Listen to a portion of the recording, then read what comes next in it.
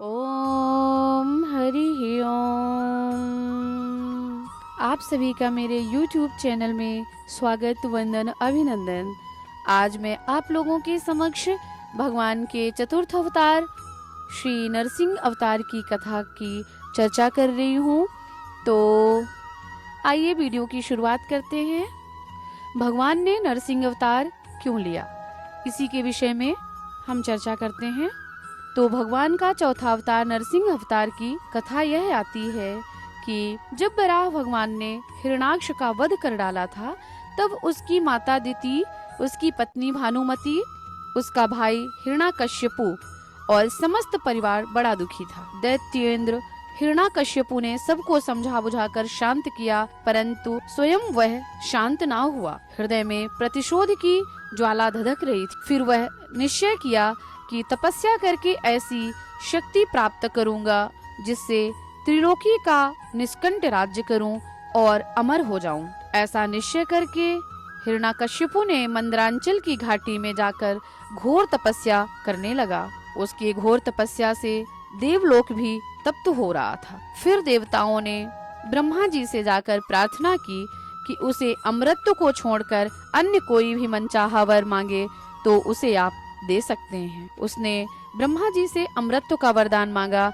तो ब्रह्मा जी ने कहा, अमृत का वरदान मैं नहीं दे सकता, और कोई भी वरदान आप मांग सकते हैं। तब हिरणाकश्यपु ने कहा, मैं चाहता हूँ कि आपके बनाए हुए किसी प्राणी से मेरी मृत्यु ना हो, ना भीतर हो ना बाहर हो, ना दिन में हो ना रात में हो, ना अस्त्र से ना शस्त्र से, ना पृथ्वी में ना आकाश में, इन किसी भी चीजों से मेरी मृत्यु ना हो और युद्ध में मेरा कोई सामना ना कर सके। मैं समस्त प्राणियों का एक छत्र सम्राट बनूं।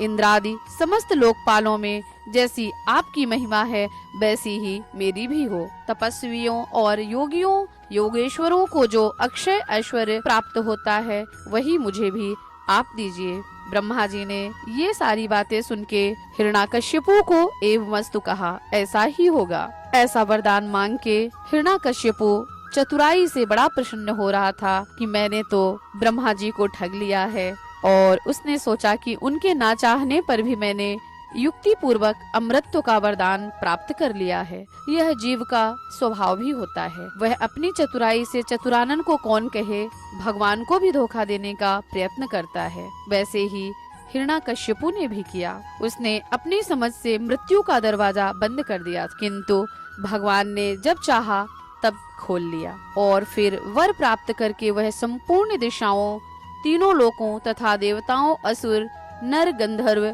गरुड़, सर्प, सिद्ध, विद्याधर, ऋषि, पितृगणों, अधिपति, मनो, यक्ष, राक्षस, पिशाचपति, भूत और प्रेतों के नायक तथा संपूर्ण जीवों के स्वामियों को जीतकर अपने वशीभूत कर लिया। इस प्रकार वह विश्वजीत असुर ने अपने पराक्रम से संपूर्ण लोकपालों के स्थान छीन लिए, स्वयं इंद्र भवन में रहने लगा। और फिर उसने दैत्यों को आज्ञा दी कि आजकल ब्राह्मणों और क्षत्रियों की बहुत बढ़ती हो रही है, तुम लोग उनकी तपस्या को भंग करो, उनका व्रत भंग करो, उनका यज्ञ स्वाध्याय सब खत्म करो, जो शुभ कर्म कर रहे हो उन सबको मार डालो। ऐसा उसने आदेश दिया, और दैत्यों ने जाकर वैसा ही किया। परंतु जहाँ त्रैलोक्य में इस प्रकार धर्म का नाश किया जा रहा था, वहाँ हिरणाकश्यपु के पुत्रों में प्रहलाद जी जन्म से ही भगवत भक्त थे। जहाँ धर्म का नाश किया जा रहा था, वही हिरणाकश्यपु के पुत्रों में से एक पुत्र प्रहलाद जी थे। भगवत पारायण भगवतों में शिरोमणि थे वो। प्रहलाद जी 5 वर्ष की अवस्था से ही अपने पिता को भगवत भक्ति का पाठ सुनाने लगे, और हिरणाकश्यपु पुत्र को अपने शत्रु विष्णु का भक्त जानकर उसने यह निश्चय कर लिया, यह तो मेरा शत्रु है जो पुत्र रूप में प्रकट हुआ है। अतः उसने प्रहलाद जी को मार डालने की आज्ञा दे दी, और दैत्यों के सब प्रयोग व्यर्थ हुए। तब हिरणाकश्यपु बड़ी चिंता में हुआ। उसने बड़े बड़े मत वाले हाथियों से कुचलवाने का प्रयास किया, विषधर सर्पों से डसवाया, कृत्या राक्षसी उत्पन्न कराई कि प्रहलाद को वह खा लेगी, पहाड़ों से नीचे फिकवाया, संबरासुर से अनेकों प्रकार की माया का प्रयोग कराया, विष दिलाया, दहकती आग में प्रवेश कराया, समुद्र में डुबाने का प्रयास किया, परंतु वह प्रहलाद का बाल भी बांका ना कर सका। तो यह सब करके भी प्रहलाद के ऊपर कोई असर ना हुआ, तो सभी ने जाकर हिरण्यकश्यपु से सारा हाल बयां किया।